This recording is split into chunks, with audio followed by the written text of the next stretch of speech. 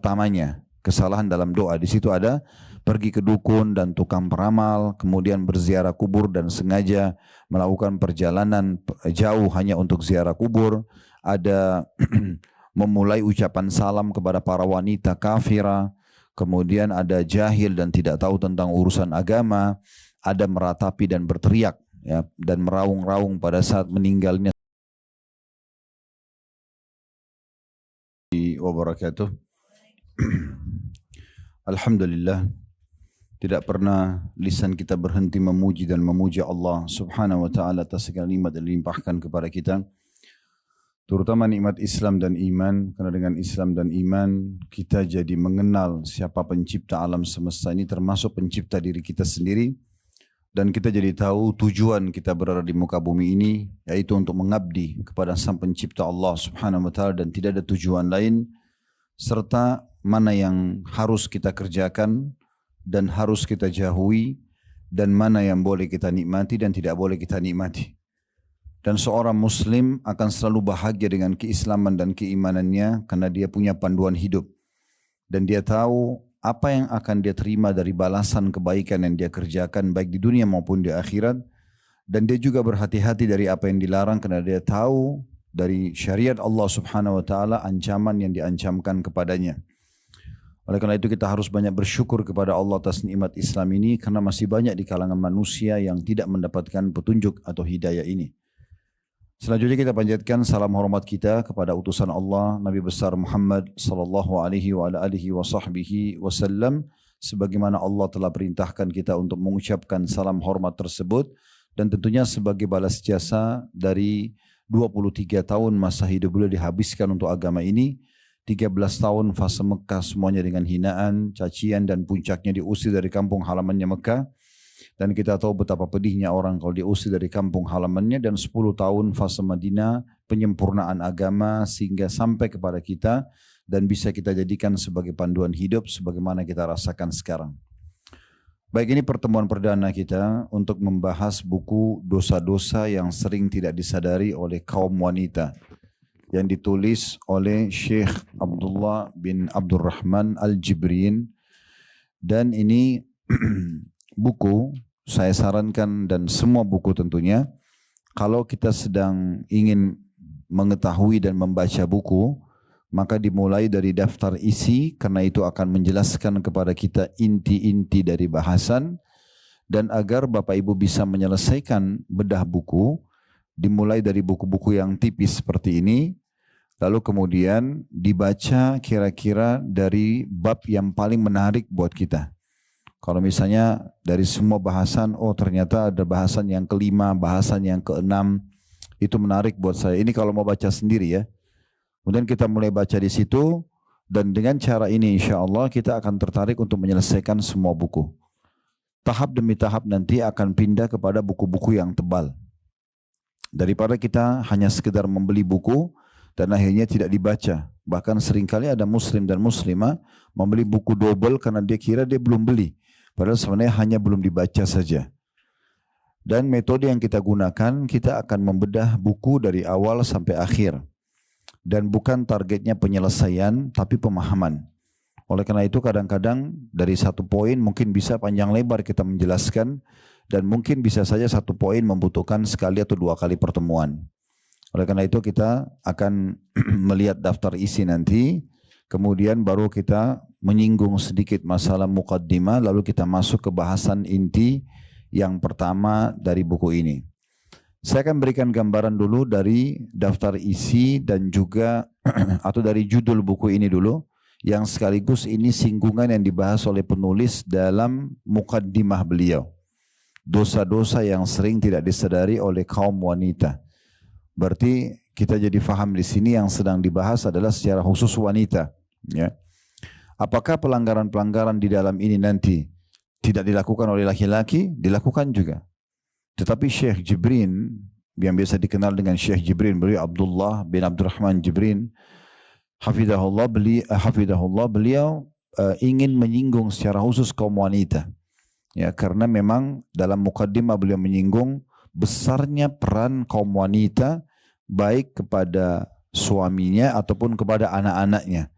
Walaupun misalnya sang wanita itu di rumah, maka tetap saja efek dan pengaruh dia sangat besar kepada pribadi suaminya misalnya, atau pendapatan suaminya, atau keputusan suaminya. Begitu juga dengan anak-anaknya yang mayoritas waktu akan bersama dengan dia, maka banyak sekali ya, pengaruh yang bisa tertanamkan kepada anak-anak. Sehingga dalam pandangan Syekh Jibrin hafizahullah, kalau para wanita ini bisa diperbaiki dan diberikan masukan, maka berarti akan banyak sekali maslahat yang didapatkan. Itu tujuannya. Tujuan yang lain juga yang beliau inginkan adalah menyederhanakan buku, bahasan. Sehingga kalau mau ingin membaca tentang hukum fikih wanita itu besar sekali. Babnya sangat luas gitu. Maka beliau ingin mengambil beberapa poin-poin yang paling mendasar, kemudian beliau bahas. Juga dari sisi lain yang perlu ibu-ibu tahu, karena memang pengajian fokusnya ke ibu-ibu di sini. Dalam agama Islam kita ada perintah untuk berbuat, ya, dan ada larangan dalam mengerjakan ya, sesuatu. Maka di sini beliau fokus kepada larangannya, jadi bukan kepada perintahnya. Ya. Sehingga perlu digarisbawahi, memang dalam Islam semua perintah kebaikan itu ada janji positifnya, dan semua perbuatan buruk ada ancaman daripada perbuatan tersebut. Ya. Kita tentunya idealnya ya, kalau ingin rajin mengerjakan sebuah ibadah, misalnya bapak ibu atau ibu-ibu terutama ingin rajin sholat malam. Bagaimana caranya? Cara yang sederhana, dan ini bisa ditarik dalam semua jenis ibadah, tidak terkecuali wajib ataupun sunnah. Ibu-ibu membaca keutamaannya daripada ibadah itu. Atau bahasa ceramah biasanya fadilah. Atau kalau mau lebih menantang tanda kutip di sini, kita mengatakan apa yang saya dapatkan kalau saya sholat malam? Apa yang saya dapatkan kalau saya bersedekah, haji dan umroh, bakti sama orang tua, jenguk orang sakit, duduk majelis ilmu, semua perbuatan baik dalam agama ini, apa yang saya dapatkan? Ibu punya hak untuk bertanya itu. Karena memang Allah Azza wa Jalla menjanjikan di semua jenis ibadah janji. Nggak ada perintah agama itu yang tidak diikuti dengan balasan.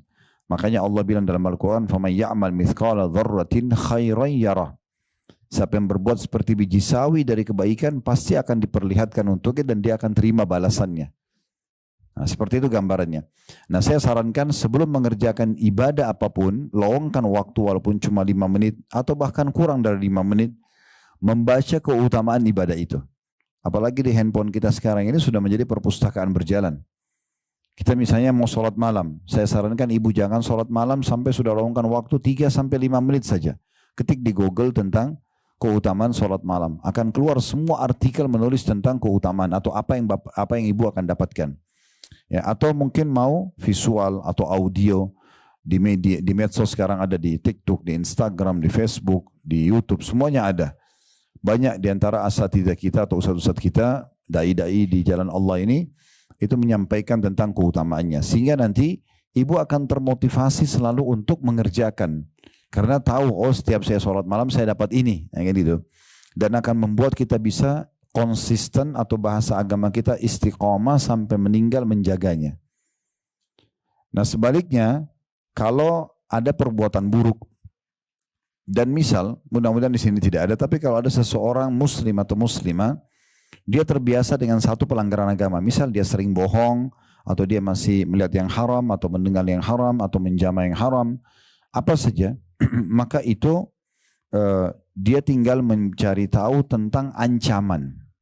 Ya, ancaman daripada dosa yang sedang dia lakukan. Sama tadi caranya, searching saja di Google tentang masalah bahaya dusta misalnya, atau bahaya menipu, bahaya gosip, bahaya fitnah, bahaya mencaci maki, misal bahaya mencuri, bahaya berzina, bahaya riba, bahaya durhaka sama orang tua, atau ancamannya. Kalau mau visual atau audio bisa ke media-media yang sudah kami sebutkan yang sudah tidak asing buat kita di masa ini. TikTok, Facebook, Instagram, YouTube, misalnya kita cari, maka kita akan temukan banyak sekali. Nah nanti dari amal yang kita ingin kerjakan tadi, kalau kita tahu apa yang kita dapatkan, kita bisa konsisten menjaganya dan selalu mengejar keutamaannya.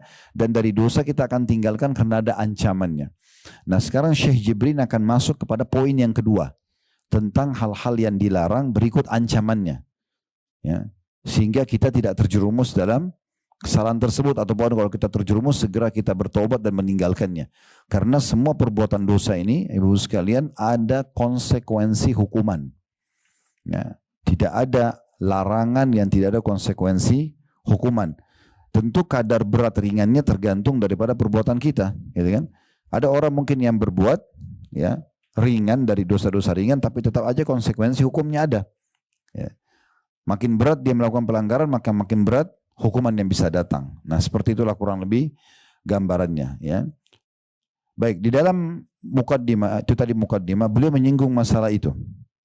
Ya. Dan tujuannya agar bagaimana mensucikan jiwa-jiwa kita dari pelanggaran-pelanggaran agama ini, sehingga kita selalu berada di atas level keimanan yang baik, sibuk dengan amal soleh sampai yang merupakan tujuan kita diciptakan sampai ajal datang, dan akhirnya kita bahagia dunia, bahagia di akhirat. Jadi ibaratnya ibu-ibu perlu, ini contoh rasional supaya bisa mudah difahami, ibaratnya kita seperti kalau kerja di satu perusahaan, kita menjadi seorang staf yang berprestasi, selalu ikutin peraturan perusahaan, mengerjakan pekerjaan dengan baik dan maksimal, maka kita akan terima gaji dan bonusnya, kan gitu. Nah, seperti itu orang yang soleh dan solehah, dia patuh sama Allah, dia akan dapat segala macam fasilitas, ya. Begitu juga orang yang kalau jadi staf tapi dipelanggar, dia suka melanggar, ugal-ugalan, malas kerjain pekerjaan, telat, atau misalnya dia tidak tepat janji. Kemudian lebih parah lagi kalau dia melakukan kriminal, seperti misalnya manipulasi data, mencuri dan segala macam, maka itu akan tergantung kadar pelanggaran dia, maka akan ada hukuman minimal SP1, SP2 misalnya surat peringatan, ya. Kalau sudah SP3 peringatan terakhir, maka terakhirnya di PHK. Nah, seperti itulah.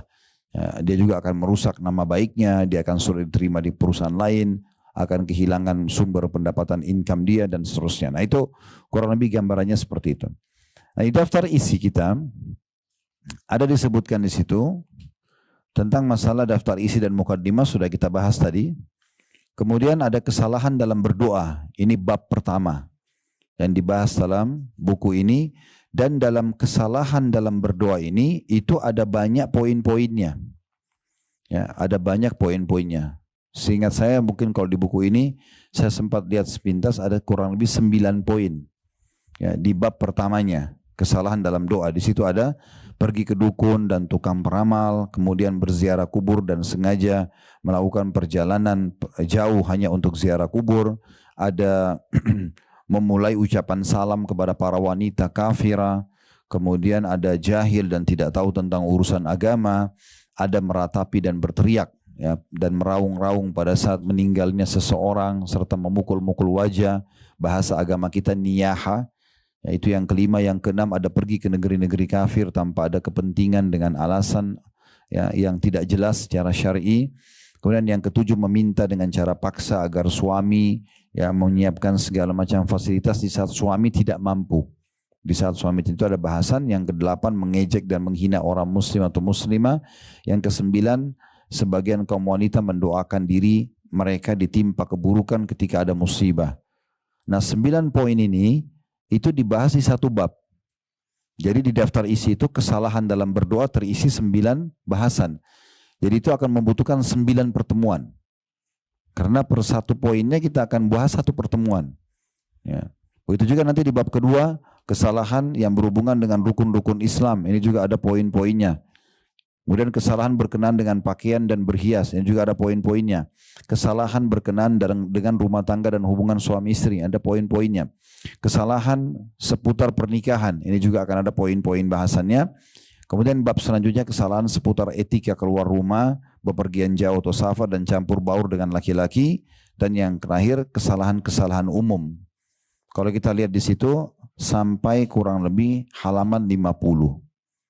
Dari halaman 1 sampai halaman 50 bahasan kita. Berarti buku ini jangan dilihat tipisnya, tetapi bahasan sangat padat. Dan saya sudah bilang tadi metode kita, insya Allah ke depannya kalau pengajian berlanjut terus, semoga Allah sehatkan dan mudahkan kita, dipanjangkan umurnya di atas ketaatan insya Allah.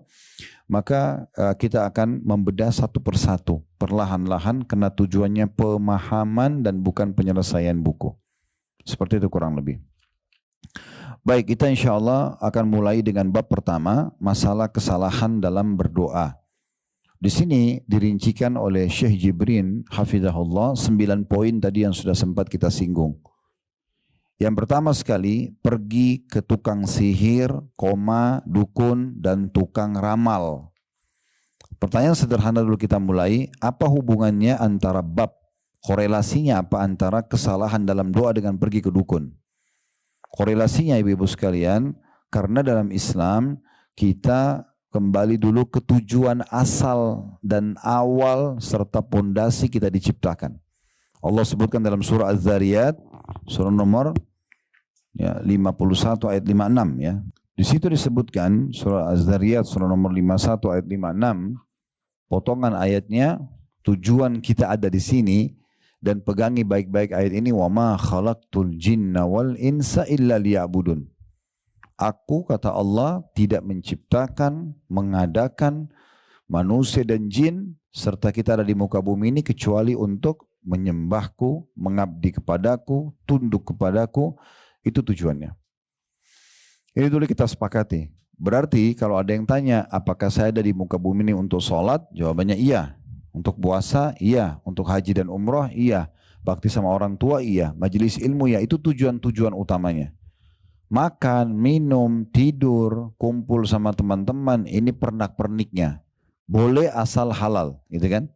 Dan pelengkap saja. Jangan sampai kita sibuk dengan pernak-perniknya dan kita lupa tujuan utama. Gara-gara ngobrol sama teman-teman, sholatnya terbengkalai. Nah itu berarti kan dia meninggalkan tujuan utama, pergi kepada pernak-pernik. Padahal ngobrol sama teman-teman hukumnya mubah. Selama bukan haram yang dibicarakan. Tetapi tidak boleh sampai terbengkalai tujuan utama kita diciptakan. Kan gitu. Nah itu poin dulu. Nah salah satu bagian daripada ibadah dan patuh serta mengabdi kepada Allah adalah doa. Ya, bahkan kata Nabi SAW, ad-du'a huwal ibadah. Doa itu adalah intinya ibadah. Kapan seseorang itu sudah terdorong dan termotivasi selalu mau berdoa kepada Tuhannya, berarti dia sudah punya pondasi dasar dalam ibadah. Doa itu kalau bahasa langsungnya adalah curhat ya kepada Allah. Komunikasi dengan Allah. Manja kepada Allah. Nah itu yang dimaksud dengan doa. Dan seorang penyair Arab mengatakan dalam susunan syairnya yang menarik, tapi saya terjemahkan ke bahasa Indonesia, janganlah kamu minta kepada manusia yang kalau kau minta kepadanya dia akan marah. Tapi mintalah kepada zat, maksudnya Allah, yang kalau kamu tidak minta, dia justru marah. Kalau kita minta sama manusia, sekali kita minta dikasih, 2 kali dikasih, 10 kali dikasih. Tapi setelah itu mungkin dia marah. Kenapa orang ini minta terus, kan gitu. Tapi kalau Allah sebaliknya, kalau ibu tidak minta sama Allah, Allah justru marah. Makin sering kita minta, makin tamak tanda kutip kepada rahmat Allah, makin besar pahalanya. Makanya dalam sebuah hadis riwayat Tirmidzi, kata Nabi SAW, man lam yad'ullaha yaghdab alaih. Siapa yang tidak minta sama Allah, tidak berdoa, justru Allah marah padanya. Justru Allah marah. Dan berdoa ini, ibu-ibu sekalian, dalam bab doa, berdoa agar nikmat Allah dipertahankan, itu jauh lebih besar pahalanya dibandingkan ujian sedang datang dan minta solusinya. Saya ulangi ya. Berdoa di saat nikmat lagi ada, agar nikmat itu dipertahankan, itu jauh lebih afdal, lebih besar pahalanya. Misalnya ibu lagi sehat, ibu bilang, ya Allah pertahankan kesehatanku. Itu lebih afdal, lebih besar pahalanya dibandingkan ujian datang lalu minta solusi. Lagi sakit minta disembuhin. Jadi kalau kita kasih contoh, mana lebih afdal orang berdoa? Minta agar kesehatan dipertahankan atau pada saat sakit minta sembuh? Maka yang pertama, minta kesehatan dipertahankan. Ibu lagi Allah bukain rezeki, minta agar diberikan keberkahan di rezeki itu. Allah berkahi, Allah tambah, Allah luaskan supaya tidak bangkrut, supaya tidak hilang. Itu lebih afdal dibandingkan nanti kalau sudah terlilit utang baru minta solusinya. Walaupun dua-duanya boleh. Apa maknanya penyampaian saya ini?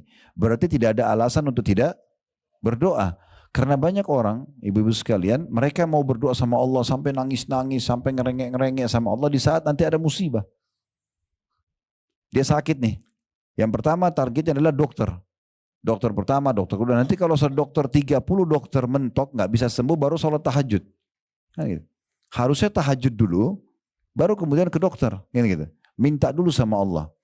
Kenapa kita ibu-ibu sekalian disuruh berdoa dulu sebelum aktivitas? Coba perhatikan ya, berdoa sebelum makan, berdoa sebelum tidur, ya, berdoa sebelum masuk kamar mandi, berdoa sebelum keluar rumah, supaya kita minta dulu sama Allah, baru kemudian ya kita beraktivitas, sehingga Allah Subhanahu Wa Taala terlibat dalam aktivitas kita itu.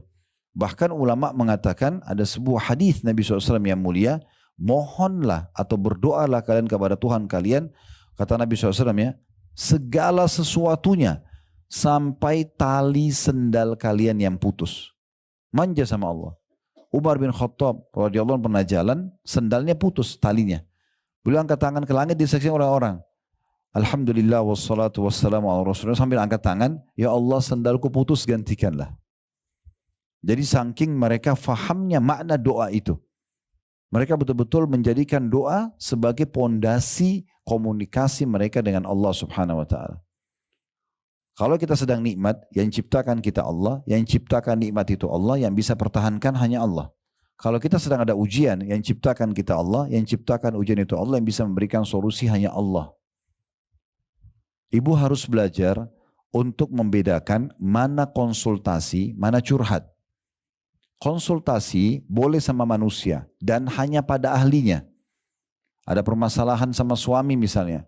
Suami ucapin kalimat talak dalam kondisi emosi. Mau tanya hukumnya, datang ke seorang ustadz atau ustadzah, suami saya, ini konsultasi ya.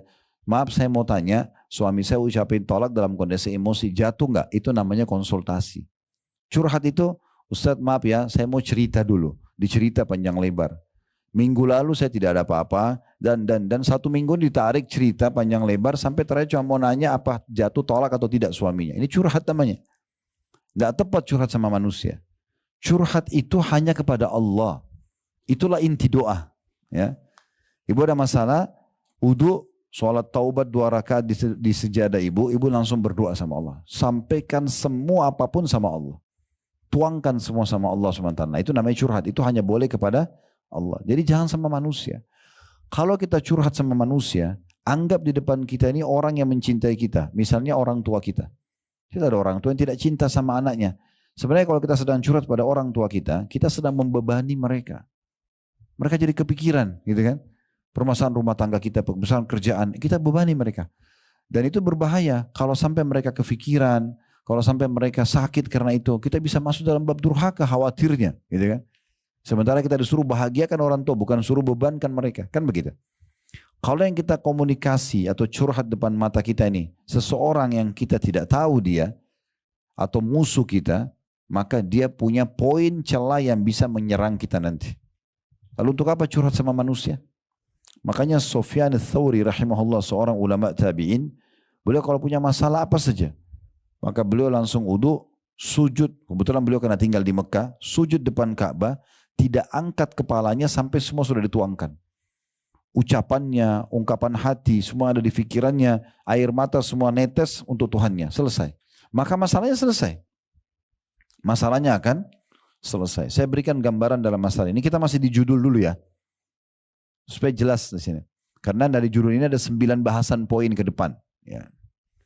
Ada satu orang dulu di kalangan salafus saleh, tentu kisah seperti ini banyak, ribuan. Ya. Saya rasa salah satunya.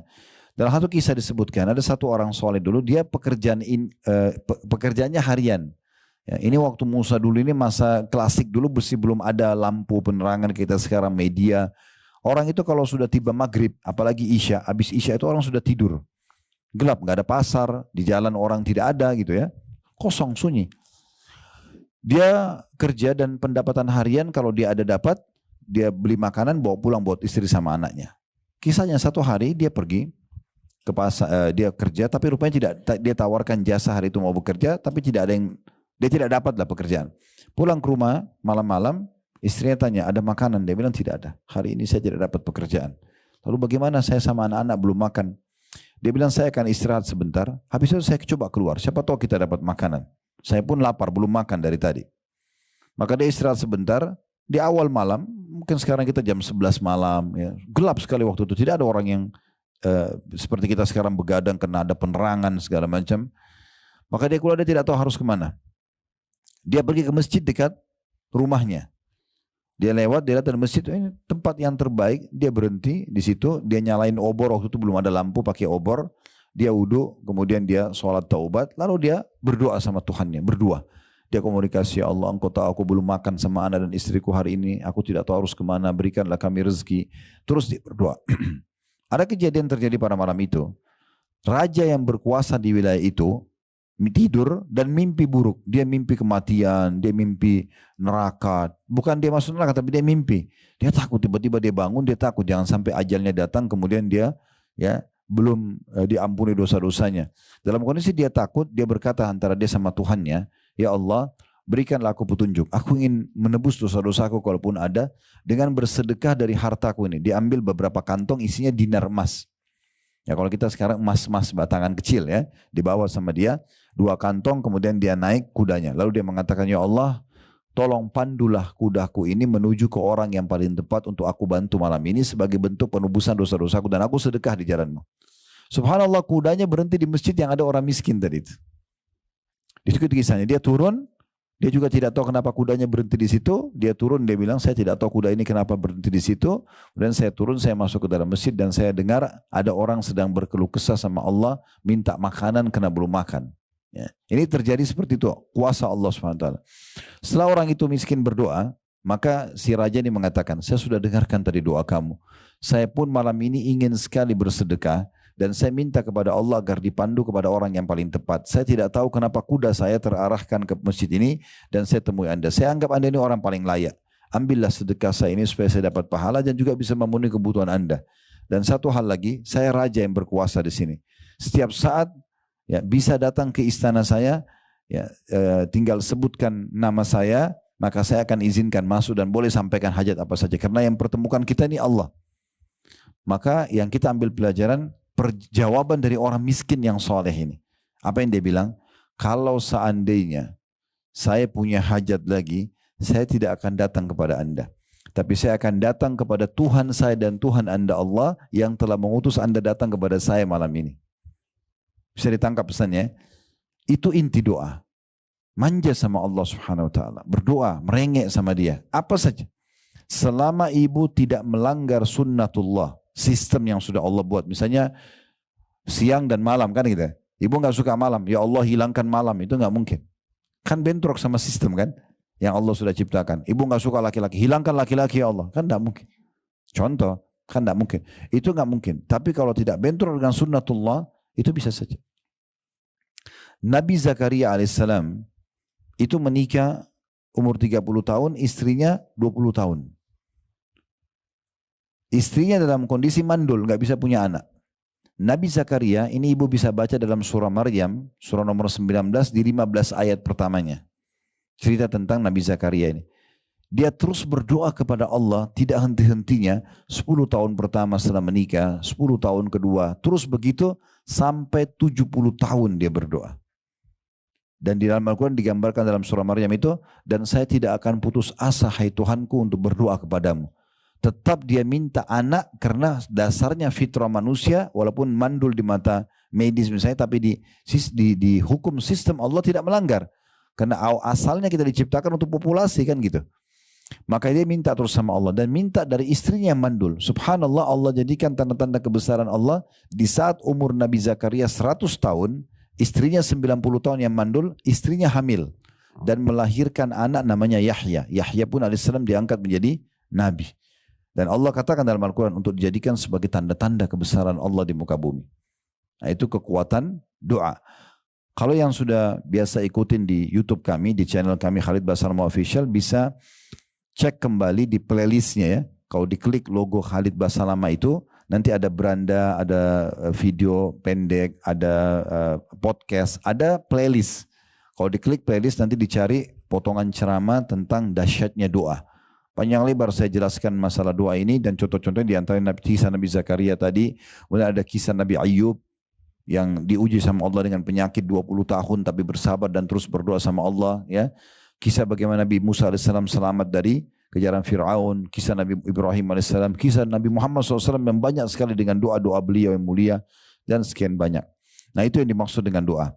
Nah, korelasi antara, tentu doa-doa ini juga punya syarat-syarat ya, agar bisa diterima. Yang pertama tentunya syaratnya ikhlas karena Allah Subhanahu wa taala. Kalau ibu ikhlas karena Allah, kalau mau pahami ikhlas berarti tidak ada indikasi dunianya. Enggak ingin dipuji, bukan karena ingin pamer ya. Kalau tidak ada itu berarti ibu ikhlas ya. Dan semua ibadah harus ikhlas. Karena kata Nabi SAW dalam hadis Abu Daud, Inna Allah la yaqbalu amalan illa makana khalisan liwajhi. Allah tidak akan terima amalan kecuali yang ikhlas karenanya ya. Jadi ikhlas dulu. Kemudian yang kedua, ya, itu mengikuti contoh dari Nabi SAW. Contoh-contoh berdoa Nabi. Ya, seperti misalnya waktu-waktu mustajab, antara azan dan iqamah, sepertiga malam, di saat hujan turun. Itu kan semua waktu mustajab ya. Antara azan dan iqamah, kata Nabi SAW, doa tidak ditolak atau jarang ditolak antara azan dan iqamah ya. Kemudian juga kata Nabi SAW, kalau tertinggal sepertiga malam, Allah turun ke langit bumi lalu bertanya kepada para malaikat, adakah yang berdoa saya? Adakah yang punya hajat saya penuhi? Adakah yang minta tolong saya tolong? Adakah yang memohon ampun saya maafkan? Pada saat hujan turun, Nabi SAW berdoa dan mengatakan sesungguhnya ya ini waktu mustajab karena rahmat Allah sedang turun dari langit. Orang kalau lagi puasa ya, karena kata Nabi SAW dalam hadis yang sahih juga, termasuk orang yang tidak ditolak doanya adalah orang yang sedang puasa, ya, musafir juga begitu, dalam hadis juga disebutkan, ya, doa orang tua buat anak, ya, kalau kita punya orang tua minta supaya didoakan, gitu. Dan kita juga kalau di posisi sebagai ibu, misalnya sudah jadi status ibu, maka hati-hati dengan lisan dalam mengucapkan hal-hal yang buruk. Misalnya anak ibu aktif, ibu mengatakan kau nakal sekali. Nah ini bahaya, bisa jadi doa. Jangan diucapkan kata-kata yang baik saja. Ya, itu termasuk contoh-contoh dari Nabi SAW karena beliau mengatakan jangan pernah kalian ucapkan kata-kata buruk buat diri kalian, keluarga kalian dan harta kalian, karena bisa saja malaikat lewat mengaminkan dan terjadilah. Nah boleh misalnya ibu lagi lihat diri di cermin, kok saya jelek sekali ya, itu kata-kata buruk nggak boleh. Atau sedikit ada masalah sama suami, saya nyesal nikah sama kamu. Jadi penyesalan benar. Jadi lebih baik ucapkan kata-kata yang baik semua. Ya Allah berikan hidayah, ya Allah mudahkan, ya Allah sembuhkan, selalu yang baik-baik saja. Itu diantara contoh terhadap atau tata cara atau apa yang disampaikan oleh Nabi SAW. Boleh mengangkat tangan, boleh tidak. Ya, Nabi SAW pernah contohkan angkat tangan, juga pernah tidak mengangkat tangan sambil berdoa. Kemudian selanjutnya yang ketiga itu adalah memuji-muji Allah, memulai dengan puji-pujian. Sama yang keempat, membaca salawat kepada Nabi SAW. Ya. Jadi puji-pujian kepada Allah yang ketiga, yang keempat membaca salawat kepada Nabi SAW. Nah ini dua-duanya digabung dalam satu riwayat. Pernah ada seorang sahabat masuk ke masjid, kemudian langsung tiba-tiba dia angkat tangan, dia mengatakan Allahumma gfirli, ya Allah maafkanlah aku. Dia tidak memuji Allah, tidak baca salawat. Maka kata Nabi SAW, ista'jala hadha. Orang ini tergesa-gesa sekali. Harusnya dia memuji Allah dulu, membaca salawat kepadaku, kemudian baru dia sampaikan hajatnya. Ya. Dan Umar bin Khattab mengatakan, ya, dalam salah satu statement beliau, doa yang tidak diikuti dengan salawat maka tidak akan diterima oleh Allah, ya. Atau seperti itulah kurang lebih statementnya. Jadi memang kita harus membaca itu. Minimal ibu bilang alhamdulillah wassalatu wassalamu ala rasulillah, itu minimal. So, kalau tidak hafal bahasa Indonesia, ya Allah segala puji bagimu, puji-puji Allah gitu. Tuhan alam semesta, ya Allah, engkau lah zat yang telah menghidupkan aku, ya, memberikan aku kesempatan untuk sholat malam ini, atau untuk mengangkat tangan ini, atau mengucapkan kata-kata doa ini. Puji semuanya dengan puji-pujian. Makin sering ibu puji, maka makin Allah bukain pintu puji-pujian itu. Ya, orang kalau tidak pernah puji Allah, maka dia sulit untuk menyusun kata-kata. Tapi kalau dia sudah terbiasa, maka akan Allah bukakan pintu keberkahan dalam puji-pujian tersebut. Lalu dan juga aku mengucapkan salam hormat kepada Nabi Muhammad SAW sebagaimana aku perintahkan aku mengucapkannya, gitu ya. Baru kemudian masuk ke doa. Ya Allah, sembuhkanlah aku dari penyakit ini, lunasilah utangku, mudahkanlah urusanku, berikanlah hidayah suamiku, berikanlah petunjuk anakku, atau berikanlah keturunan kalau belum punya. Apa saja sampaikan kepada Allah Subhanahu wa ta'ala. Itu yang keempat. Yang kelima, harus doanya diikuti dengan keyakinan bahwasanya Allah akan terima. Gak boleh ragu. Sesuai dengan sabda Nabi SAW, "Udu'u rabbakum mukinuna bil ijabah." Berdoalah kalian kepada Tuhan kalian dengan penuh keyakinan akan diijabah, akan diterima. Ya. Fa inna Allah la yaqbalu du'a min qalbin ghafil. Karena Allah tidak akan terima doa dari hati yang lalai. Tidak boleh ibu ragu, saya berdoa sembuh nggak ya? Dilunasi utang saya nggak ya? Nah, gitu-gitu itu nggak boleh. Ya. Harus betul-betul yakin kalau kita diterima. Itu baru salah satu syarat diterimanya doa itu yakin.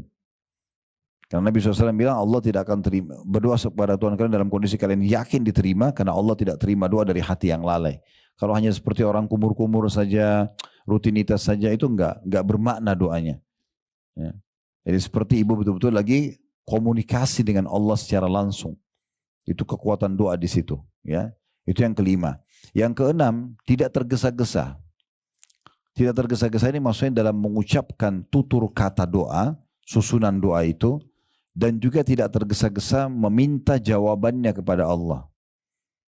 Ya, misalnya ibu tadi sudah memuji Allah, alhamdulillah, wassalatu wassalamu ala rasulillah, lalu ibu mulai menyampaikan hajat-hajatnya semua, masing-masing mungkin punya hajat.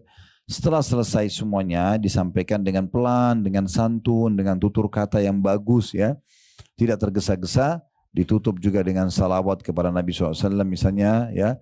Kemudian dia menunggu, ya, tidak tergesa-gesa. Dia terus ulangin doa itu sampai dia melihat hasilnya. Jangan putus asa. Dan kalau ibu menyusun kata-kata yang indah sekali, ya, kepada Allah Subhanahu wa taala, maka dalam sebuah hadis yang disebutkan oleh para ulama dan hadis yang sahih, kalau seorang hamba memanjatkan doa yang indah kepada Allah, Allah menerlambatkan jawabannya agar hamba itu tetap dalam doanya. Coba bayangkan bu ya, kalau ibu lagi sakit ibu bilang, ya Allah sembuhin saya, tiba-tiba sembuh. Kira-kira ibu masih berdoa? Allah terlambatkan 2 hari, 3 hari, 1 bulan, supaya ibu tetap dalam doa itu. Dan andai saja ibu lihat pahalanya itu pada hari kiamat, ibu berharap dari mulai lahir sampai mati berdoa terus, karena besarnya pahala yang didapatkan. Makanya Ibnu Qayyim rahimahullah mengatakan doa itu tidak ada ruginya diucapkan, karena dia dasarnya ibadah. Kita lihat jawabannya langsung atau belum, tetap dia nilai pahala. Tetap dia bernilai pahala di sini. Nah ini kita harus fahami baik-baik, ya. Jadi tidak tergesa-gesa. Kata Nabi SAW, yustajabu li ahadikum malam ya'jal. Pasti akan diterima doa seseorang di antara kalian selama dia tidak tergesa-gesa. Maka para sahabat mengatakan, wa kaifal isti'jal? Bagaimana tergesa-gesa itu ya Rasulullah? Kata Nabi SAW, yaqulu da'autu walam yustajabu li fatarakat doa. Dia bilang saya sudah berdoa tapi belum lihat jawabannya, maka dia pun meninggalkan doa. Mungkin tinggal sekali lagi berdoa diterima, tapi berhenti, kan gitu. Karena putus asa, jadi jangan berhenti.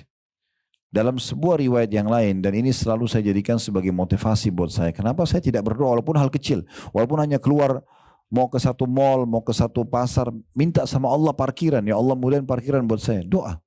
Kenapa tidak?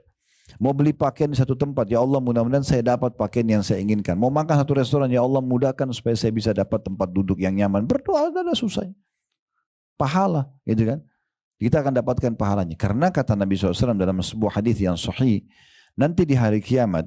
Ada orang akan diberikan pahala bergunung-gunung. Banyak sekali. Tapi dia tahunya dia nggak pernah buat ibadah yang mendatangkan pahala sebesar itu. Maka dia bertanya kepada para malaikat, ini pahala dari ibadah yang mana?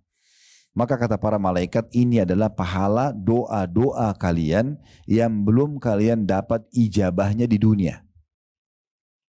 Maka pada saat itu kata Nabi SAW, mereka berharap, orang-orang itu berharap, karena besarnya pahala yang didapatkan, berharap semua doa yang dipanjatkan di dunia tidak dikasih dunia, dia dapat di akhirat saja. Karena besarnya pahala yang didapatkan.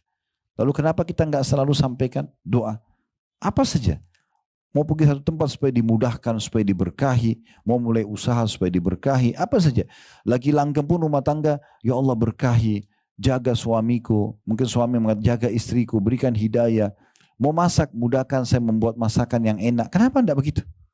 Kenapa harus dalam hal darurat-darurat saja baru berdoa? Gitu kan? Coba kita lihat ya hikmahnya syariat Allah Subhanahu wa taala. Kenapa kita ibu-ibu sekalian tidak baca bismillah sekali saja seumur hidup kalau mau makan? Kenapa setiap mau makan baca bismillah? Supaya selalu berhubungan sama Allah, gitu kan? Kenapa kita setiap mau pakai baju baca doa? Kenapa setiap masuk kamar baca doa? Kenapa setiap mau biologis baca doa? Kenapa enggak sekali seumur hidup? Karena memang kita harusnya selalu melibatkan Allah Subhanahu wa taala dalam hal seperti ini. Ya, jadi ini tidak tergesa-gesa dalam mengharapkan pahala tersebut. Sekarang masuk yang poin terakhir dalam doa, yang ketujuh, ya.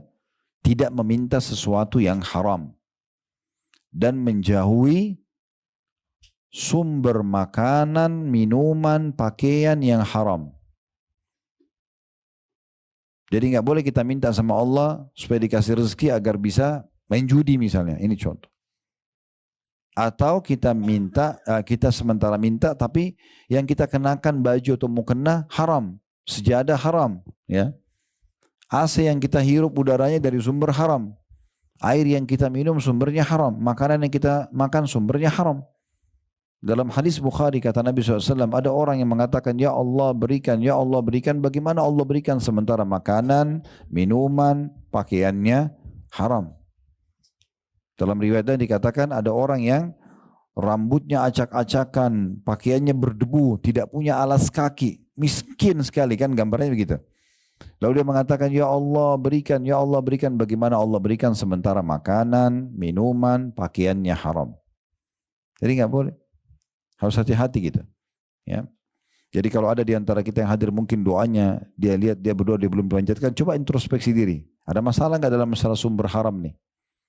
Jangan sampai ada sesuatu yang haram yang masuk akhirnya membuat doa kita tidak diijabah. Gitu ya. Jadi jangan minta haram, hindari semua juga sumber-sumber pendapatan yang haram.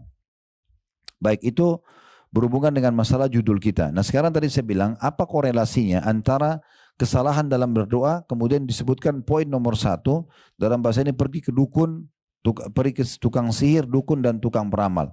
Karena memang kita disuruh kembali kepada Allah, bukan kembali ke manusia. Tadi saya bilang konsultasi, itu pun harus pada ahlinya dan benar. Ya, tapi kalau dukun, peramal, penyamun ini, Bapak Ibu sekalian, ini mereka adalah wali-wali syaitan. Supaya jelas gini, di muka bumi ini cuma ada 2 jalan.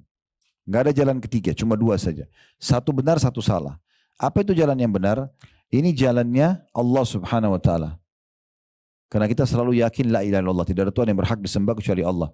Nah, kalau kita patuh ambil jalan menuju ke Allah ini, ujungnya surga. Kita akan dibalas surga nikmat abadi. Di dunia pun akan dapat panduan hidup.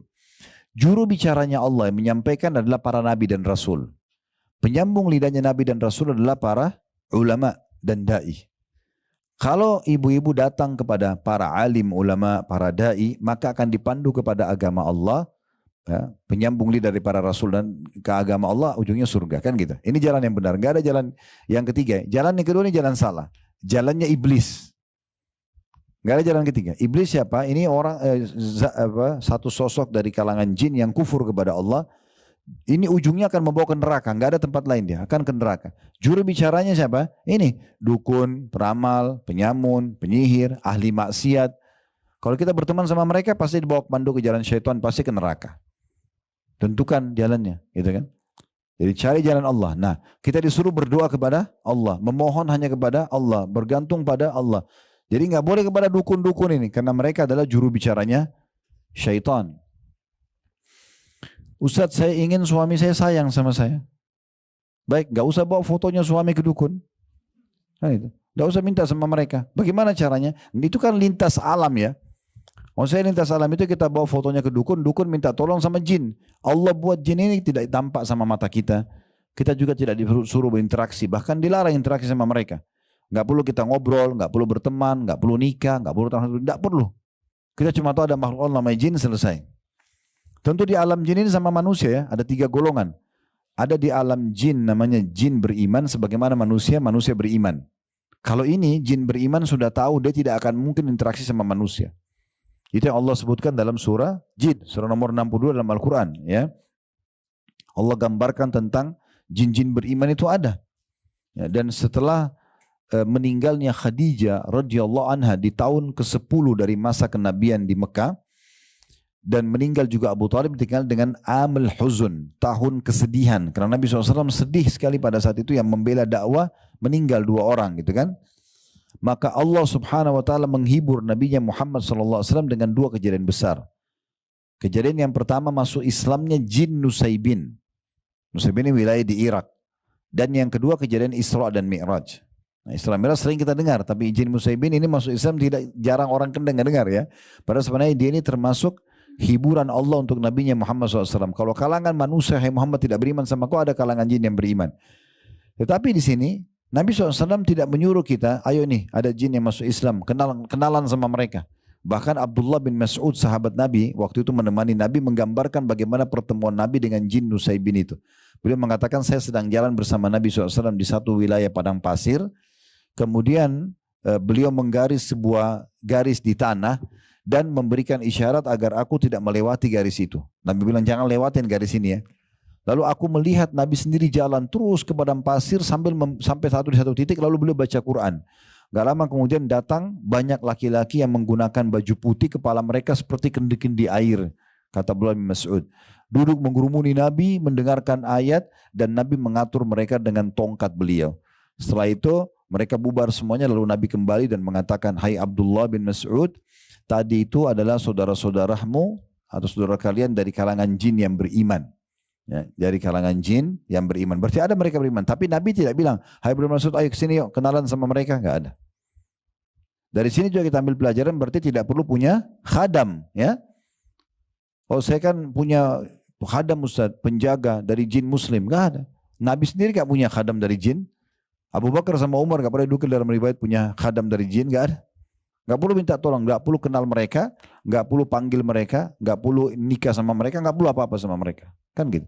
Nah, dukun-dukun ini ya, karena mereka harus menjadikan sebagai iblis sebagai pimpinannya, ini kalangan jin, maka dia pun bergantung sama mereka, gitu ya. Jadi ada jin beriman, ada orang mukmin beriman. Ini dua-duanya sudah saling tahu, tidak akan interaksi. Ibu makin belajar agama makin tahu, oh saya tidak perlu kenalan sama jin, sudah selesai kan gitu. Golongan kedua namanya jin fasik. Di alam manusia juga ada manusia fasik. Ini maksudnya muslim tapi masih bermaksiat. Ya. Masih membunuh, masih riba, masih mencuri gitu-gitu ya. Ini namanya fasik. Di alam manusia ada, di alam jin ada. Yang ketiga ada kafir. Jin kafir sama manusia kafir. Ini sama kafir-kafir ya. Nah di alam jin Bu, yang fasik sama kafir disatukan namanya syaitan. Semua syaitan pasti jin, tidak semua jin itu syaitan. Faham gak ini? Ngangung-nganggungnya gak tahu faham atau enggak. Allahu alam. Saya ulangi, semua syaitan pasti jin, tapi tidak semua jin syaitan, karena ada kalangan jin yang beriman. Ya. Di alam jin ada dakwah, ada jihad, ada seperti kita di manusia. Tapi kita gak perlu tahu itu. Karena memang mereka juga diciptakan untuk beribadah kepada Allah Subhanahu wa ta'ala. Nah, golongan syaitan inilah yang suka menyesatkan manusia. Di antaranya kerjasamanya kalangan dukun, peramal, penyamun, penyihir ini dengan syaitannya jin. Bukan semua jin. Kalau jin beriman tidak akan. Ya, gitu. Nah itu yang dimaksudkan. Jadi kalau kita mau, misal tadi saya kasih contoh, bagaimana supaya suami saya mau suami saya sayang dan cinta sama saya Ustaz. Atau seorang laki-laki mengatakan saya mau istri saya ya supaya suka sama saya misalnya. Maka caranya manusiawi aja. Tatapan mata yang syahdu, lisan yang santun, tangan yang ramah, kan gitu. Penuh hidupnya dengan royalitas dan loyalitasnya. Ya, dia siap berkorban untuk pasangannya, selesai, akan cinta dia, kan gitu. Tapi kalau dia kasar, dia jahat, dia selingkuh atau apa, itu kan akan membuat orang tidak suka, kan gitu. Nah itu alam manusia. Jadi nggak perlu kita, atau misalnya pun ada foto antara kita sama suami sama istri, kirim foto kita pribadi misalnya, itu cukup. Untuk apa dibawa ke dukun ini? Kan itu. Sehingga syaitan masuk ke rumah kita untuk menengahi di antara kita, sama sekali nggak diperlukan. Sama sekali nggak diperlukan. Nah itu sebagai contoh saja. Cukup banyak cabang-cabang atau masalah-masalah yang dikerjakan oleh para orang-orang perusak ini. Ya, dulu di Indonesia nama mereka dukun. Penampilannya rambutnya gondrong, gelap mukanya, pakai tongkat, kepalanya tengkorak, menakutkan gitu kan. Kalau sekarang sudah banyak ganteng-ganteng sama cantik-cantik itu dukunnya. Ya, sudah tidak ke situ lagi alamnya mereka. Dulu dukun-dukun ini di beberapa perkampungan kita, saya pernah baca sendiri beritanya itu. Sampai karena mereka ada melakukan pelecehan seksual, mereka ada menipu masyarakat, akhirnya kebongkar kedoknya, sampai ada yang dibakar. Pernah dengar gak? Ada yang dibunuh, ada yang dibakar itu ya. Nah mereka ganti nama. Dan ganti nama gak nanggung-nanggung ini. Ganti namanya kepada orang pintar. Paranormal, di atas orang normal. Ini luar biasa. Makanya jangan pakai istilah itu istilah mereka itu. Salah. Saya kemarin Ustadz ke orang pintar. Siapa? Orang pintar itu profesor, alim ulama itu orang. Dukun jangan dibilang orang pintar. Ini salah, ini orang bodoh. Karena bodohnya mereka minta sama jin. Di Saudi Bu, ada satu kelompok dibentuk oleh pemerintah Saudi, ada kementeriannya ya. Kelompok Hizbah. Hizbah ini menegakkan yang ma'ruf, melarang dari mungkar. Mereka ada kementeriannya sendiri. Ya, mereka biasa naik mobil kalau lagi waktu sholat itu keliling-keliling. Kemudian kalau ada waktu sholat diingat, ayo sholat. Nah gitu ya. Saya nggak tahu kalau terakhir-terakhir ini mungkin ada perubahan di Saudi, tapi waktu saya masih mahasiswa di sana itu ketat sekali gitu. Ya, semua toko harus tutup. Kalau waktu sholat, waktu itu ya, harus tutup semuanya. Sampai orang tinggalkan, tidak ada orang berani mencuri. Ambil barang, ketangkap, potong tangan. Kan gitu. Jadi memang peraturan-peraturan itu berjalan. Nah, salah satu tugas mereka di kementerian ini menegakkan amar ma'ruf dan nahi mungkar ini menangkap para dukun dan peramal penyihir gitu. Saya pernah nonton cuplikan pimpinannya kelompok ini yang pemerintah Saudi bentuk itu menangkap dukun-dukun. Ada satu dukun dia anggap dirinya dukun paling hebat dan ada di Saudi. Ya. Kalau tidak salah orang dari Mesir dukun itu. Terus ditanya sama dia. Dia tanya sama syekhnya itu, waktu dia lagi ditangkap, bagaimana kok bisa tangkap saya? Padahal saya sudah menyebarkan sekian banyak jin, syaitan di sini, ya, di tempat saya. Bahkan disebutkan ribuan. Dia bilang kamu lupa, bahkan kamu tidak tahu dan tidak sadar kalau Nabi SAW sudah bersabda, siapa yang membaca pada saat keluar dari rumah, Bismillah, tawakkaltu ala Allah, la hawla wa la quwata illa billah. Dengan menyebut nama Allah, aku berserah diri kepada Allah, tidak ada daya dan kekuatan kecuali dari sisi Allah, maka malaikat akan berkata, engkau telah terlindungi dan tercukupi. Dan semua syaitan yang bertemu sama temannya melihat orang ini yang membaca doa ini akan berkata, bagaimana bisa kita ganggu dan sesatkan orang ini sementara dia sudah tercukupi dan terlindungi. Saya yakin saya baca doa itu. Tidak akan pernah ada jinmu yang berhasil, syaitan mau untuk menutupi aku bisa menangkapmu. Nah itu dihukum mati di Saudi. Kalau ketangkap ini dihukum mati. Mungkin kalau tidak salah sebagian sudah ada paket teks Indonesia kalau ibu ketik di YouTube itu tentang apa dukun-dukun yang ditangkap di Arab Saudi misalnya itu akan keluar tuh cuplikan-cuplikannya ya. Ada salah satu yang unik itu ya. Jadi dianggap itu waktu ditemukan tempat prakteknya ada burung merpati yang banyak sekali itu yang diikat kakinya, yang diikat sayapnya, ada nama-nama orang pakai kertas. Macam-macam lah ya. Ada jarum, ada ini, ada itu, ada boneka, wah perangkat-perangkat yang syaitan semua ini. Itu waktu ditangkap, itu semua dibebaskan. Itu kalau dicabutkan, itu namanya buhul ya, uqad dalam surah Al-Falaq ya. Wa min syarrin naffatsati fil uqad, dan selamatkan kami dari tiupan nenek-nenek sihir di uqad. Uqad itu yang mereka ikat-ikat. Jadi kalau dia mau sihir orang, biasanya foto itu, dia pasti ikatin sama benang lalu diikat, itu namanya uqad. Nah ini ikatannya ini dibuka, kalau ketemu buhulnya dibuka, sambil baca surah Al-Falaq atau An-Nas ditiup lalu dibuka, nah gitu ya. Nanti dia akan terlepas sihirnya itu. Nah seperti itulah. Yang jelas satu itu ditemukan di tempat praktiknya segala macam masalah ini, gitu ya. Itu dilepas. Tapi bukan itu jadi bahasan kita. Karena ini orang akan dihukum mati, sudah ketangkap dia, kepergok. Maka syekhnya bilang, coba tunjukkan kepadaku bagaimana caranya kau panggil syaitanmu. Dia bilang, saya dipraktekkan sama dia karena disuruh. Dia pakai baju merah, semua serba merah dari kepala sampai kaki. Ya, insya Allah di YouTube masih ada cuplikannya itu. Kemudian dia pakai pecut kuda. Dia bilang dia panggil-panggil nama jinnya, syaitannya, kemudian dicambuk badannya. Kalau badan saya sudah berdarah-darah baru saya dengar suara. Jadi mereka itu repot sekali kalau mau minta tolong itu. Kalau kita dalam Islam tadi saya bilang Alhamdulillah wassalatu wassalamu ala Rasulullah, minta pada zat pencipta dan raja yang sebenarnya sembuhkan penyakit saya. Tidak ada cambuk diri, tidak ada susahin diri, enggak ada. Bahkan buat dosa sebesar apapun, tinggal tobat nasuha. Kata Imam Nawawi dengan 3 syarat. Sebesar apapun dosa itu, tinggalkan dosa itu seketika, sesali, janji sama Allah tidak mengulanginya, selesai. Maka akan diterima tobatnya. Begitu mudahnya orang kembali kepada Allah subhanahu wa ta'ala. Lalu kenapa kita lintas alam ke sana? Kan itu. Begitu juga banyak wanita, kadang-kadang dia tidak sadar yang ciptakan muka kita ini, yang mengatur alis setebal ini atau setipis itu misalnya, atau model hidung, model mata, model bibir, rambut, ini siapa yang buat? Kita atau Allah ini? Allah. Kita kan lahir sudah begini kan? Kita nggak bisa milih. Allah suruh pakai perangkat ini untuk tunduk kepadanya. Kenapa kita tidak percaya diri? Kenapa kita anggap, oh saya jelek, saya kurang, saya ini?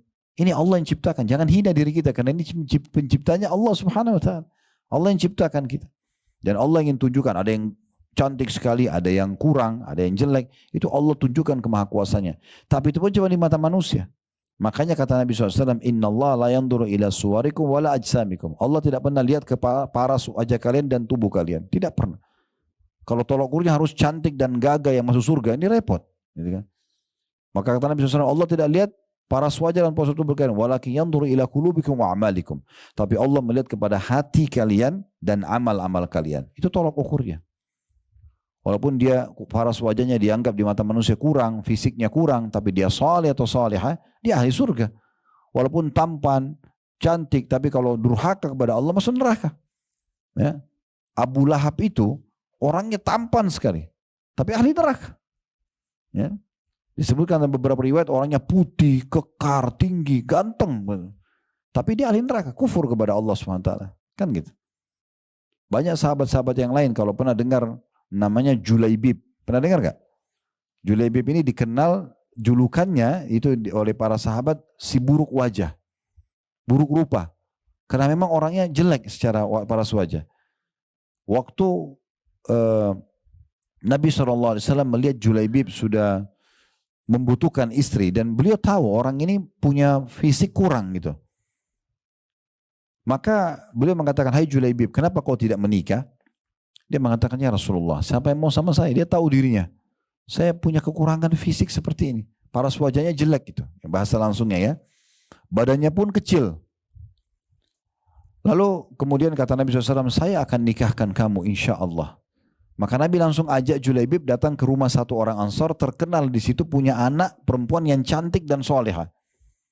Lalu kata Nabi SAW setelah salam disambut meriah sama pemilik rumah. Lalu Nabi mengatakan, sesungguhnya saya punya hajat pada kalian.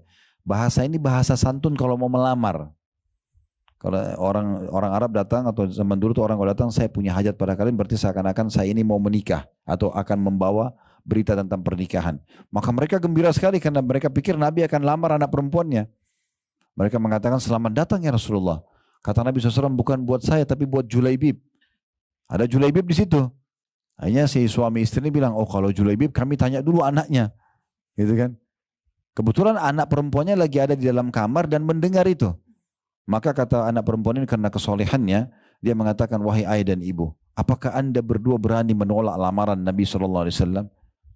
Nikahkan saya sama siapapun yang Nabi bawa. Maka dia terima lalu menikahlah. Ya.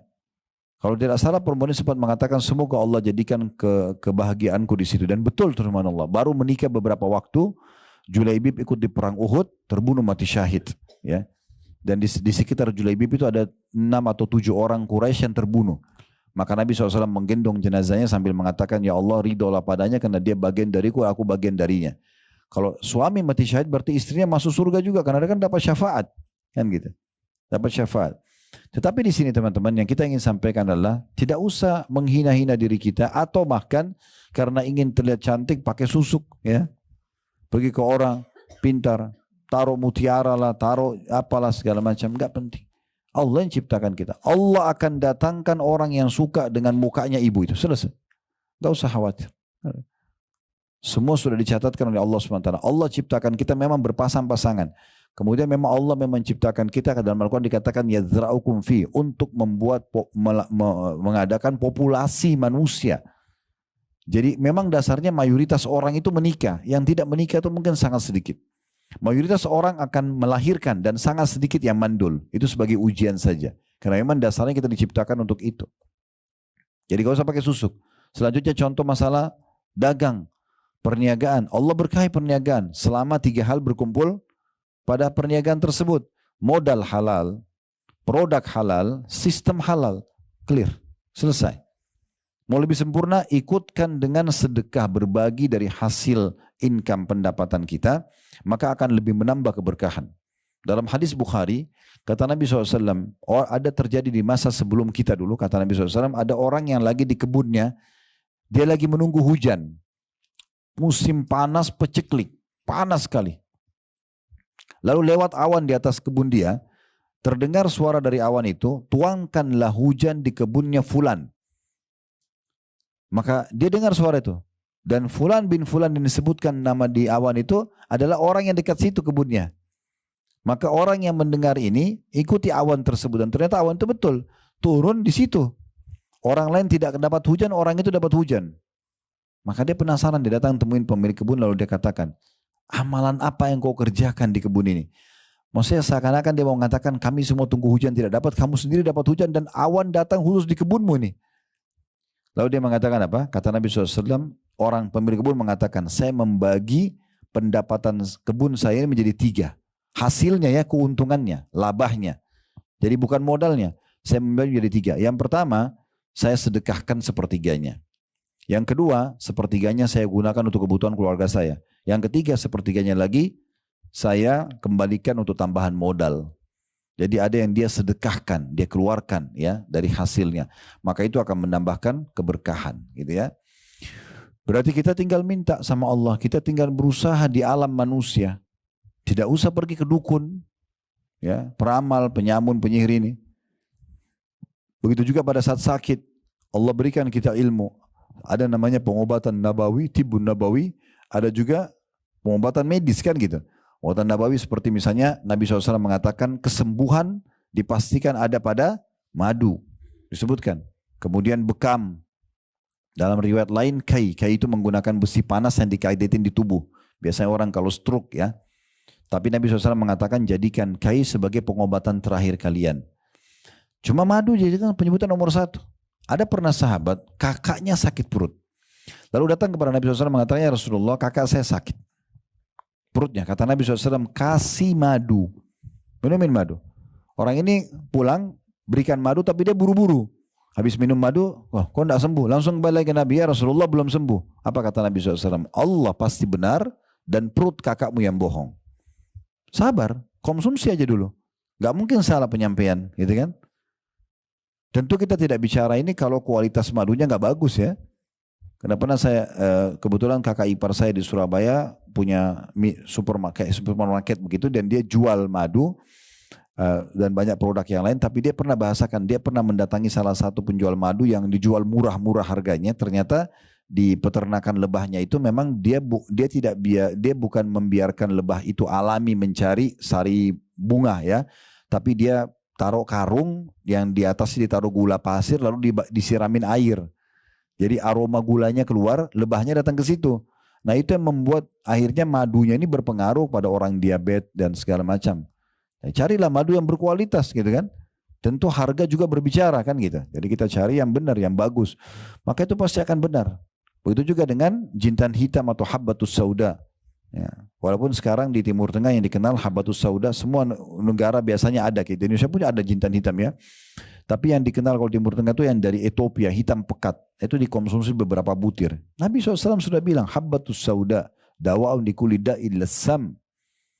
Biji hitam atau jintan itu adalah obat untuk semua penyakit kecuali kematian.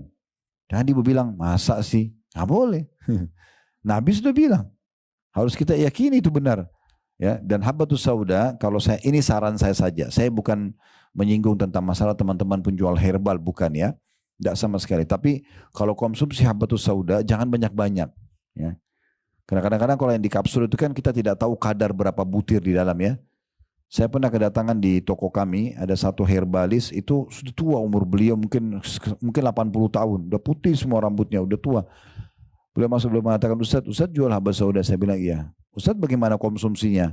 Saya bilang saya konsumsi biasa, saya konsumsi 1 sendok makan gitu kan. Tergantung, dan memang biasanya menyebabkan kalau terlalu banyak asam lambung. Yang biasa sendawa terus ada apa kayak aroma habatus sauda ya. Pernah rasain nggak? Nah itu ternyata karena porsinya terlalu banyak. Jadi dia bilang, Ustadz kalau konsumsi jangan lebih dari 7 butir. Dihitung butir kan dia kecil-kecil tuh. Jadi kalau ambil konsumsi madu 1 sendok, taruh 7 butir aja. Atau di susu, atau di kopi, atau di teh, atau ibu-ibu buat sayuran, nasi, buat masak nasi. Itu bagus kalau pakai habatus sauda. Karena memang Nabi bilang obat untuk semua penyakit kan gitu. Ada air zam-zam kan gitu. Minum zam-zam. Kata Nabi SAW, zam-zam liman syuribala. Zam-zam sesuai dengan niat orang meminumnya. Dalam hadis lain kata Nabi SAW, zam-zam itu makanan, minuman dan sekaligus makanan mengenyangkan. Bisa menyembuhkan, ya bisa doa mustajab, kan gitu. Kemudian juga kita bisa mengkonsumsi apapun yang sifatnya memang dia herbal yang memang alami pengobatan. Kayak misalnya di Indonesia ada satu pengobatan tradisional konsumsi daun apa gitu kan. Kayak misalnya kalau salah kita biasa konsumsi juga daun pepaya ya. Untuk apa gitu ya. Kalau tidak salah kalau kena astagfirullah, demam berdarah ya. Di beberapa wilayah kita tuh itu oke saja karena kan halal dasarnya ya. Itu pengobatan yang herbal ya ataupun yang pengobatan nabawi. Kemudian juga ada pengobatan medis. Nah, ini semua dibolehkan silakan.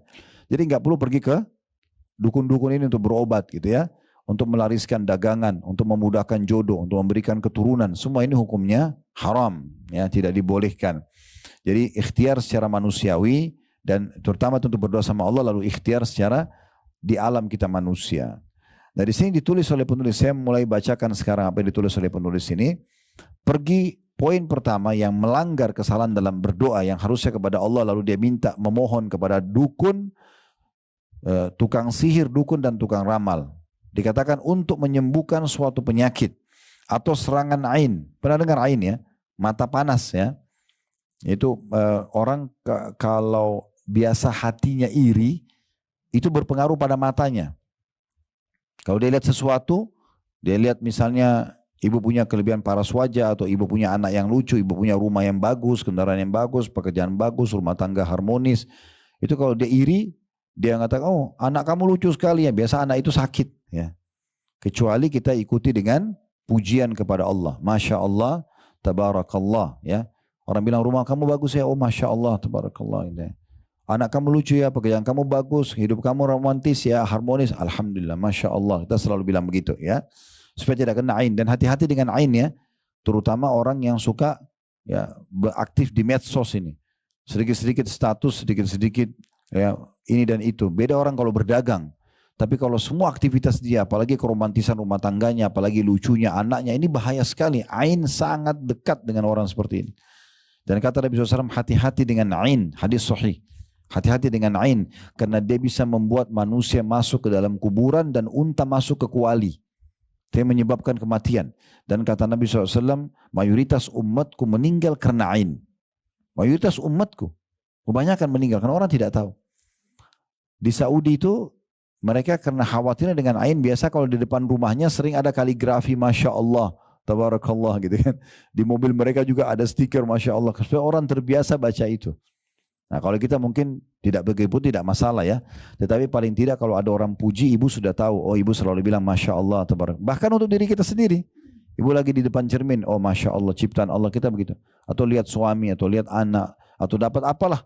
Makanan enak, minuman enak. Saya ada cuplikan di handphone tentang bahayanya ain. Cukup banyak sekali ya, yang apa namanya yang terjadi. Ada orang di Saudi itu lagi dihidangkan teh sama temannya. Dia bilang, oh tanganmu hebat sekali buat teh. Tiba-tiba pecah gelasnya. Karena dia memang sudah terbiasa hatinya iri, matanya jadi panas gitu ya. Nah kadang-kadang ada orang tidak faham kalau ain itu sudah ada obatnya dalam Islam. Sebelum kena kita selalu memuji Allah. Baca zikir pagi petang, baca doa kalau keluar rumah. Kalau dipuji bilang Masya Allah, Tabarakallah gitu ya. Juga kalau sudah kena nanti ada caranya dengan ruqyah syariah. Ini nanti di pertemuan kedua kita akan lanjutkan tentang bahasan ruqyah syariah. Karena ini satu poin ini tidak bisa satu kali pertemuan. Bahas dukun, jin, peramal, penyamun ini nggak selesai-selesai. Ya, biar 3 hari 3 malam pasti akan terus. Karena contohnya terlalu banyak. Ya, yang terjadi dan keburukannya terlalu besar gitu. Saya ulangi kata penulis di poin pertama, pergi ke tukang sihir, dukun atau tukang peramal yang untuk menyembuhkan suatu penyakit atau serangan ain atau melepaskan pengaruh sihir, ya. Misalnya ada orang disihir lalu dia ke dukun juga supaya dilepaskan oleh sihir. Ini oleh sihir ini nggak boleh. Pengobatan sihir dengan sihir nggak boleh, ya. Atau mencari pekerjaan. Kalau kita tambahkan mungkin dengan menebak masa depan, garis tangan, jodoh, ini semua nggak ada dalam Islam. Ya, meramal-ramal ya, termasuk nggak boleh percaya dengan ramalan bintang. Ya, ini kan tradisi kita dari kecil. Kamu bintangnya apa? Sagittarius, saya Taurus, ini Gemini, itu nggak usah. Semua itu dewa-dewanya orang-orang di Yunani dulu, masa dulu. Akhirnya di situ apa isinya? Kan tebak kan jodohnya, warna kesukaannya, nasibnya. Jadi itu pelan-pelan hapusin udah, nggak usah ada. Ya, nggak ada semua itu. Dalam Islam itu tidak ada. Rasulullah SAW telah memperingatkan dengan keras agar tidak mendatangi mereka. Sebagaimana sabda beliau di dalam hadis yang diriwayatkan oleh penyusun Sunan 4. Itu ada di halaman 3 ya, dalam kurung. Sunan 4 maksudnya Sunan Nabi Dawud, Tirmidzi, Ibnu Majah dan An-Nasai. Ini dikenal dengan 4 pemilik sunan. Man ata'arrafan fasa'alahu an syai'in lam tuqbal lahu salatun arba'ina yauman. Barang siapa mendatangi seorang peramal lalu bertanya kepadanya tentang suatu hal, maka tidak akan diterima suatu salat pun baginya selama 40 hari. Ya, ini maksudnya 40 hari yang sudah berlalu ya. Jadi ibu sudah salat 40 hari, salat subuh, duhur, asar, maghrib, isya. Ya. Berikut salat sunnahnya semua. Hari ke-50 ibu ke dukun. Cuma bilang coba tebak tangan saya. Mungkin temannya ibu yang pergi, ibu ikut-ikutan. Saya nggak percaya kok, tapi cuma tanya. Nggak percaya cuma tanya ini sudah cukup 40 hari hilang. Ini luar biasa nih, 40 hari sholat bukan main-main. Satu sholat aja hilang kita sudah rugi, apalagi 40 hari kali 5 kali sholat sehari. Belum sholat sunnahnya. Gitu kan. Kalau sampai mempercayai mereka, percaya ya, tadi kan belum percaya cuma nanya-nanya, coba-coba. Kalau sudah percaya apa yang dia sampaikan, supaya suaminya sayang, cinta, supaya usahanya lari, supaya cantik dan segala macam, percaya ini bisa kufur. Itu disebutkan di halaman 4, dalil kedua yang diangkat oleh penulis, bahkan mempercayai mereka merupakan suatu kekafiran. Sebagaimana Rasulullah SAW bersabda, man ata kahinan fasaddaqahu bima yakul, faqad kafara bima unzila ala Muhammadin sallallahu alaihi wasallam. Barang siapa mendatangi seorang peramal, lalu dia membenarkan apa yang dikatakannya, maka dia telah kafir terhadap apa yang diturunkan kepada Muhammad sallallahu alaihi wasallam. Dia telah kufur. Kalau dia percaya, dia harus taubatnya, memperbaharui syahadatnya. Dia memperbaharui syahadatnya. Jadi nggak boleh main-main ini. Oleh karena itu nggak boleh coba-coba kenal mereka. Nggak usah coba-coba datang. Nggak usah coba-coba lihat cuplikannya, nggak perlu. Dan luar biasa di Indonesia ini ada dukun-dukun itu berpenampilan seperti ustadz. Ya. Karena kita mayoritas muslim, mereka juga pakai pakaian-pakaian yang seakan-akan dia itu orang-orang agamis, padahal sebenarnya arahnya juga ke dukun. Ya, itu. Tahu hal yang gaib. Ya. Tidak ada, Nabi SAW pun tidak tahu yang gaib. Sahabat tidak tahu yang gaib. Nabi itu kalau ditanya tentang sebuah hukum, ibu-ibu sekalian, kalau beliau tidak tahu, beliau diam. Tunggu wahyu datang baru beliau sampaikan. Beliau kadang-kadang bilang, siapa yang bertanya tadi? Oh si fulan. Baru Nabi sampaikan kepada beliau. Ada orang banyak mengaku tahu yang gaib. Tahu nasibnya orang, tahu masa depannya. Ibu kalau ke dukun, ya, naudzubillah, mudah-mudahan tidak ya. Itu dia sudah meletakkan banyak syaitan-syaitan di sekitar tempat prakteknya. Nanti syaitan-syaitan itu akan koordinasi sama korin kita. Pernah dengar korin ya? Manusia itu semua ada pendamping dari malaikat yang selalu mengingatkan kebaikan, ada pendamping dari syaitan yang mengajak pada keburukan. Ya, itu ada korin. Nanti dia akan koordinasi sama korin. Ini orang masalahnya apa? Misalnya ada masalah rumah tangganya. Nanti si syaitan ini akan melapor sama dukunnya. Begitu ketemu dukunnya bilang, oh kamu ada masalah rumah tanggamu ya. Kamu ada masalah gini-gini. Laporan dari jinnya, syaitannya yang kerjasama sama korin. Ya, itu ada itu. Oleh karena itu tidak perlu mereka sama sekali. Kalau ada yang pernah ke sana, mohon ampun segera kepada Allah. Lebih aman syahadat kembali. Ya, kalau sampai mempercayai, karena kalau mempercayai kan bisa kufur ya. sehingga kita bersih dan murni dari itu semuanya. Insya Allah hati kita akan lebih tenang tanpa dukun-dukun ini, rumah kita akan lebih ceria, usaha kita akan lebih sukses tanpa semua itu. Tanpa semua itu insya Allah akan berjalan dengan baik. Nah ini jadi gambaran tentang masalah doa tadi panjang lebar, juga dengan masalah larangan untuk korelasinya dengan masalah bahasan dukun ini. Dan biasanya dukun-dukun ini punya banyak ciri-ciri, ya. Nanti akan insya Allah panjang lebar kita bahas pada pertemuan akan datang. Berikut juga dengan tata cara pengobatan syar'i berhubungan dengan masalah ruqyah syariah, ya. Dengan masalah dukun nanti kita akan ajarkan tata caranya. Kalau ada beberapa buku rujukan nanti akan saya bawa untuk ibu-ibu bisa konsumsi di rumah, ya. Jadi mungkin rumahnya pun bisa diterapi ruqyah, kita bisa terapi ruqyah, suami, anak, semua bisa kita terapi ruqyah. Dan nanti akan saya closing di pertemuan akan datang insya Allah kalau Allah masih mudahkan semuanya. Tentang ruqyah itu dilakukan di seluruh rumah dan rutin walaupun lagi tidak ada masalah. Kayak misalnya ibu lagi masak, nggak ada salahnya lagi masak nasi kan ada airnya, itu diruqyah airnya, ya itu bagus. Pakaian kita lagi cuci, itu kita terapkan ruqyah syariah, ya bisa nanti akan kita ajarkan tata caranya insya Allah pertemuan akan datang. Tapi kesimpulannya sekarang adalah kalau, dan ini insya Allah sudah saya bahas panjang lebar, kalau mau nonton cuplikannya 3 jam waktu itu saya tablik akbar di salah satu kota di Amerika.